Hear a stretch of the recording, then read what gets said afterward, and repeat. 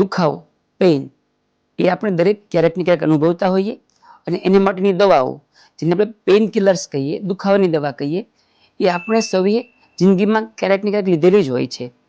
તો એ દવા કઈ રીતે કામ કરે છે એ બાબતમાં થોડી આપણે સમજ મેળવીએ. પહેલી વાત, આપણા શરીરમાં દુખાવો જે થાય એનું મિકેનિઝમ શું હોય, કઈ રીતે આપણે દુખાવો થતો હોય છે.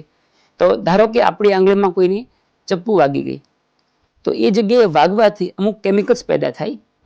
આપણી આંગળીના ટેરવા પર દુખાવાના સંવેદના માટેના અમુક સેન્સર્સ એટલે કે અમુક રિસેપ્ટર્સ હોય છે, જે એ કેમિકલ દ્વારા સ્ટિમ્યુલેટ થાય અને એમાંથી કરંટ હાથમાં થઈ કરોડરજ્જુમાં થઈને મગજમાં પહોંચે અને આપણું મગજ નોટિસ કરે કે મને હાથમાં વાગેલું છે, મને એનો દુખાવો થાય છે.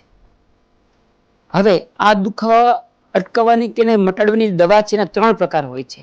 એક, જે જગ્યાએ વાગેલું છે ત્યાં કેમિકલ્સ બનાવતા અટકાવે. બીજું, કરોડરજ્જુને મગજમાં એ પેઇનનો જે રસ્તો પાથવે એને બ્લોક કરે. બીજું, મગજમાં સીધી અસર કરે.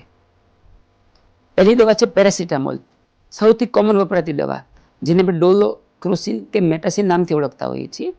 આ દવા આપણા મગજના પેઇનના સેન્ટર પર અસર કરે સીધી, અને આપણને બાહ્ય તકલીફ ગમે તે અંદર દુખાવો ફીલ ન કરવા દે. આ દવા ખૂબ સેફ હોય છે, એનાથી કિડની પર કોઈ અસર થતી નથી, જનરલી એનાથી એસિડિટી થતી નથી કે બીજા કોઈ સાઈડ ઇફેક્ટ થતા નથી. પરંતુ દવા બહુ સ્ટ્રોંગ નથી હોતી, દુખાવો વધારે હોય તો એ દવા કામ નથી આપતી. જે બીજી દવા છે એ સૌથી વધારે વપરાતી દવા પેઇનકિલર જો હોય તો એ નેસેસ ગ્રુપ કહેવાય. આપણે બ્રુફેન ઘણા બધા લોકો લેતા હોય, લોકો કોમ્બીફિલ્મ લેતા હોય, લોકો નિમેશુલાઇડ લેતા હોય છે. આ બધી જ દવાઓ એવી છે કે જે સૌથી સ્ટ્રોંગ પેઇનકિલર્સ છે. એ જે જગ્યાએ વાગેલું હોય ત્યાં અમુક કેમિકલ્સ બોડી બનાવતી હોય છે, એ કેમિકલ્સને બનાવતા અટકાવે, જેથી સોજો અટકે અને દુખાવો ઓછો થાય.